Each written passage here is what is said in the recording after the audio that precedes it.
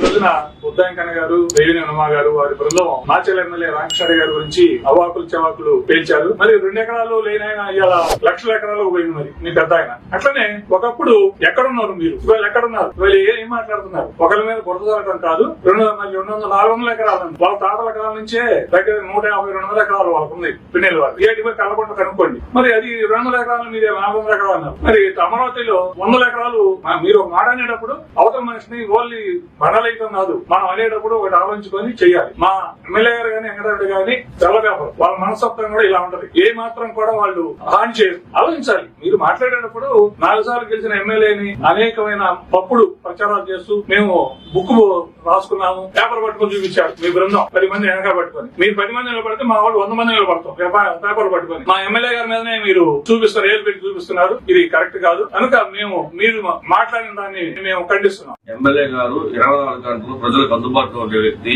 అన్నా తమ్ముడు ఇద్దరు నియోజకవర్గం గురించి ప్రతి క్షణం ఆలోచించే వ్యక్తులు వాళ్ళిద్దరు.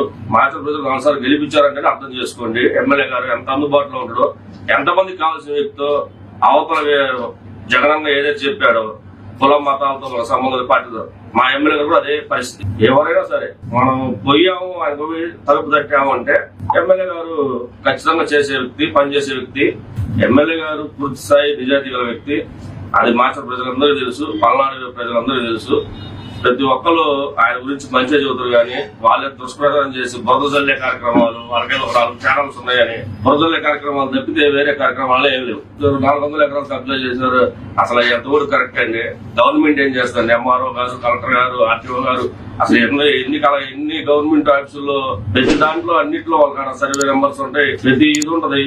మరి అవన్నీ అసలు ముందు చెప్పడానికి వాళ్ళకన్నా ఆలోచించుకోవాలండి. మధ్యకాలంలో టీడీపీ వాళ్ళు ఇష్టం వచ్చినట్టు మా ఎమ్మెల్యే గారు రామకృష్ణారెడ్డి మీద డైలీ ఒక వాళ్ళ మీడియా TV5 గానీ, ఏబిఎన్ గానీ, ఈటీవీ గానీ మా ఎమ్మెల్యే గారి మీద దుష్ప్రచారం.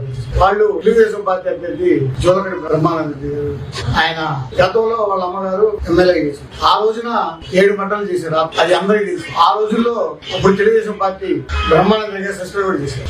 ఈ రోజున మా ఎమ్మెల్యే గారి గురించి మంటలు చేస్తారు, గొడవలు చేస్తున్నారు అని ఇష్టం వచ్చినట్టు మాట్లాడు. ఆయన మద్దతులు ఎన్ని చేసేటట్లయితే 4 సార్లు ఎమ్మెల్యే గారు గెలిచేవాడు కాదు. ఏ రోజు గొడవలంటే ఆయన చాలా దూరం ఉంటుంది. మనకి ఎందుకు గొడవ, మనకు అవసరం లేదు, ఏదైనా జరగదు, న్యాయంగా పోదాం, ఇబ్బంది లేదు, మనం 5వ సారి గెలవబోతున్నాము, దానికి ఈ 5వ సారి నిదర్శనని ఈ బుద్ధాంకన్న గారు ఇష్టం వచ్చినట్టు నోటికి వచ్చినట్టు మాట్లాడు. కమ్యూనికేషన్ ఉన్నది. ఆయనకు ఒక నిక్నేమ్ ఉంది, కొబ్బరి చెప్పలేదు, చేసేదే ఆ పని. ఆయన మా ఎమ్మెల్యే గారిని విమర్శించడం కరెక్ట్ కాదు.